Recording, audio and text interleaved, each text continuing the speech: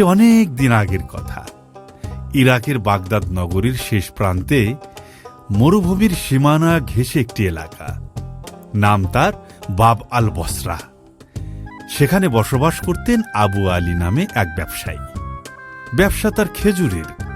মরুভূমির মধ্যে বেদুইনদের যে গ্রাম, সেই গ্রাম থেকে তিনি খেজুর আনতেন গাধার পিঠে বোঝাই করে, বিক্রি করতেন বাগদাদের বাজারে। ছেলে আলী আর তার স্ত্রী আজেরাকে নিয়ে তার সুখের সংসার। কিন্তু এই সুখ বেশি দিন টিকল না। আলীর বয়স তখন 10 বছর। খুবই বুদ্ধিমান আর চটপটে ছেলে। মক্তবে সবাই তাকে খুব পছন্দ করে তার ভালো আচরণের জন্য আর পরোপকারের জন্য। বাবার সাথে আলীও মাঝে মাঝে যেত বেদুইনদের গ্রামে। দিনভর বাগান ও বাগান থেকে খেজুর সংগ্রহ করে বোঝাই করত গাধার পিঠে। বিকেল বিকেল ফিরে আসত বাগদাদের বাজারে। সেদিন খেজুর সংগ্রহ করে বস্তা বোঝাই করতে করতে বিকেল গড়িয়ে গেল। সন্ধ্যার পরে মরুভূমির পথটুকু পাড়ি দেওয়া খুবই ঝুঁকিপূর্ণ। ডাকাতদের কবলে পড়ার সম্ভাবনা থাকে। বাবা আলী, কি করা যায় বলো তো? সবাই তো বিকেল বিকেল শহরের দিকে চলে গিয়েছে, কিন্তু এখানেই বা থাকবো কোথায়? বেদুইনদের গ্রামে রাতের বেলায় থাকারও তো কোনো সুব্যবস্থা নেই। কি করা যায় বাবা বলো তো? যাবো নাকি যাবো না? আমার মনে হয় চলে গেলেই ভালো হয় আব্বাজান। ঠিক আছে, আল্লাহর উপর ভরসা করে চলো রওনা হই। অবশেষে মাল সামানা নিয়ে শহরের দিকেই পা বাড়ালেন। চাঁদ নেই আকাশে। সন্ধ্যার পর ধূপ করে আধার নেমে এলো মরুভূমিতে। বাবা বললেন, আজ খুব কষ্ট করলে আলী। কালকে বাজার থেকে তোমার পছন্দের চশমাটি কিনে দেব ইনশাআল্লাহ। কত দিনের আবদার তোমার। সত্যি কিনে দিবেন? আলহামদুলিল্লাহ। সারাদিন বেদুইন পল্লী থেকে আপনার সাথে খেজুর সংগ্রহ করতে আমার খুব ভালো লেগেছে। আমার কোনো কষ্টই হয়নি আব্বাজান। কোনো কষ্ট হয়নি? মাশাআল্লাহ। তাহলে তো তুমি খুব শীঘ্রই ব্যবসার সব কাজ শিখে ফেলতে পারবে। তবে লেখাপড়াটাও কিন্তু চালিয়ে যেতে হবে বৎস। পথ খুব কম, ঘণ্টাখানেক চললেই শহর।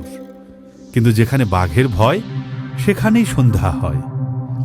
আলীর বাবা লক্ষ্য করলেন একদল ঘোড়সওয়ার টকবক টকবক করে তীব্র বেগে ঘোড়া ছুটিয়ে তাদের দিকে আসছে। আলী আলী আলী, তুমি এক কাজ করো, ওই যে একটা বালির ডিবি দেখা যাচ্ছে না, ওটার পেছনে তুমি লুকিয়ে পড়ো। ঠিক আছে বাবা, যাচ্ছি। কিন্তু তুমি? আলী দূর থেকে দেখলো পুরো দৃশ্য। ডাকাত দল তাদের সব মালামাল লুট করলো। ছেড়ে দাও, ছেড়ে দাও আমাকে। আমার মালামাল নিচ্ছ নিয়ে যাও, অসুবিধা নেই। আমাকে ছেড়ে দাও। বাসায় আমার স্ত্রী আছে, ছেলে আছে। আমাকে না পেলে ওরা পাগল হয়ে যাবে। আমাকে ছেড়ে দাও তোমরা। তা কি হয় রে পাগলা? তোর মালামাল তো লুট করবই, তোকেও দাস বাজারে বিক্রি করে দেব। ডাকাত দল তাদের সব মালামাল লুট করলো। ধরে নিয়ে গেল বাবাকে।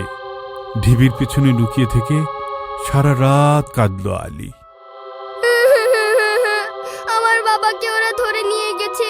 আমি এখন বাবাকে কোথায় পাবো? আর মাকেই বা কি জবাব দেব? সারা রাত কাঁদল আলী। সকালে মরুভূমির পথটুকু পাড়ি দিয়ে ফিরল মায়ের কাছে। মা পাগলিনীর মতন খুঁজল তার স্বামীকে, আলীর বাবাকে। আশেপাশের সব শহরে লোক পাঠিয়ে খোঁজ নিলেন, কিন্তু আবু আলীর কোনো সন্ধান মিলল না। সেই থেকে তাদের দুর্দিনের সূচনা। আলীর মক্তবে যাওয়া বন্ধ। মা এ বাড়ি ও বাড়ি কাজ করে কোনো মতে সংসার টেনে নিচ্ছিলেন, কিন্তু তার অসুস্থতা আলীর কাঁধে যেন এক পৃথিবীর সমান ভর তুলে দিল। দেখতে দেখতে 1 বছর পার হয়ে গেল। আলীর বয়স এখন 11। এই 1 বছরে আলীর বয়স যেন 10 বছর বেড়েছে। স্বামীর শোকে মা শয্যাশায়ী হওয়াতে সংসারের ঘানি এখন তাকেই টানতে হয়। সারাদিন বাজারে এর ওর ফুট ফরমাস করে যা উপার্জন করে, তাই দিয়েই সামান্য সদাই করে রাতের বেলা ঘরে ফিরে আলী। এর মধ্যেই ঘটে গেল এক মজার ঘটনা।